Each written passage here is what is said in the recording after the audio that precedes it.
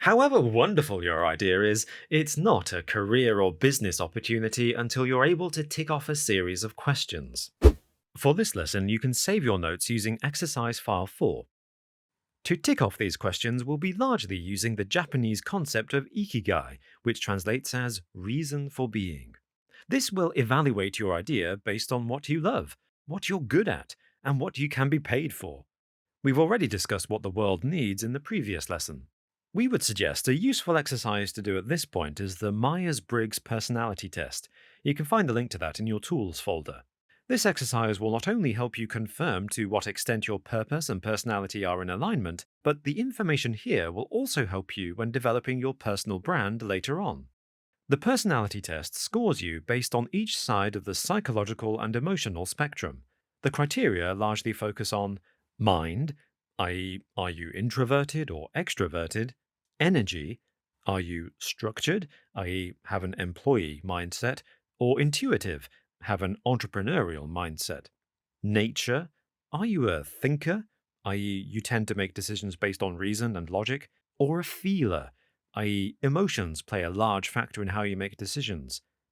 And finally, tactics, which determines to what extent you are a prospector or a judge.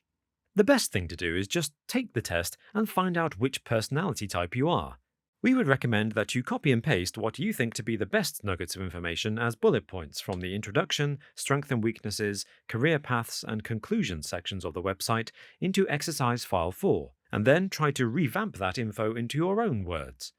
The website has a wealth of useful information which you can use as a good starting point to help you identify more about your personality, your strengths, and what type of work might suit you best.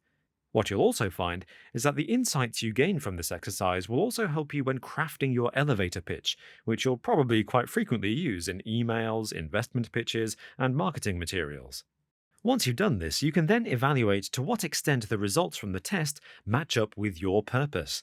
You can give yourself a score from 1 to 10 to help you evaluate this. Now ask yourself, to what extent do you think your idea will keep you motivated?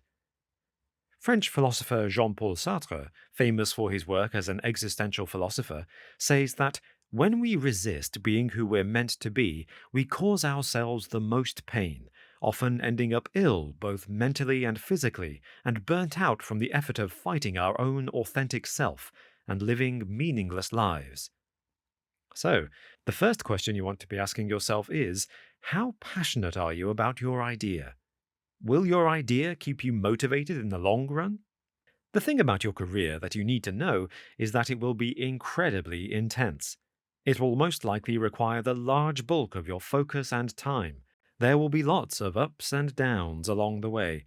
So if you want to be successful, you really want to be choosing something that you love and will become naturally obsessed with.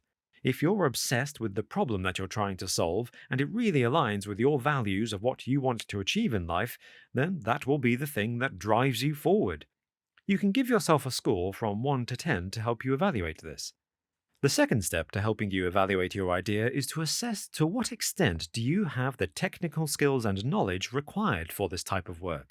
Again, using exercise file 4, make a quick list of the skills and knowledge that you think you'll need in order to turn this idea into a reality. And then analyze at what level you currently possess those skills and knowledge. You can then give yourself a score from 1 to 10 for each of the relevant skills that you need in order to fulfill your mission. If you assess that you have less than 70% of the skills and knowledge required, it means either this idea is not for you, or you need to be able to set aside some extra time to address this, which is not a huge problem, as we'll be discussing how you can go about developing your skills and knowledge later on. This would most likely involve devoting further time to private study and product development, but you could potentially also outsource an external freelancer to help you fill any skills gaps. The third step is to assess how realistic it is to turn your idea into reality. Firstly, do you have enough money to start the idea? How much money do you think you might need, assuming you won't make any profit in your first year? Secondly, how quickly and easily can your product or service be developed and then distributed? Again, score yourself here from 1 to 10 for this.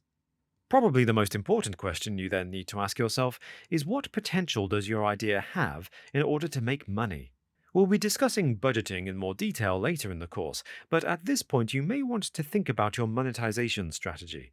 Will you be promoting affiliate products, as we'll discuss in Lesson 20? Will you be creating a B2C product, such as an online course or app, as we'll discuss in Lesson 21? Or will you be setting up your own freelance B2B service, as we'll discuss in Lesson 22? You'll also want to estimate, for how much could you sell your product or service per unit? What is the break-even number so you know how many units you need to sell to break even? What would be your annual financial goal, and how likely is it that you can hit that goal? Taking a look at these numbers will tell you if this is an actual business opportunity. Again, score yourself here from 1 to 10 for this.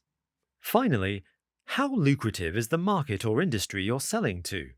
What's the market size? You can use the Facebook Insights tool as discussed in Lesson 10 to help with this. Are you selling directly to people, B2C, or businesses, B2B? Or perhaps both? If you're able to develop a business model that can target both, then that's better. Are you selling locally or globally? If it's a global audience, again, that's better too. And how unique is your idea? Again, score yourself here from 1 to 10 for each of these questions. By the end of this exercise, you should be able to total up your scores, and if on average you've scored more than 70%, it's a strong indication that you're onto a winning idea. If not, then you may want to go back to Lesson 2 and come up with a new idea.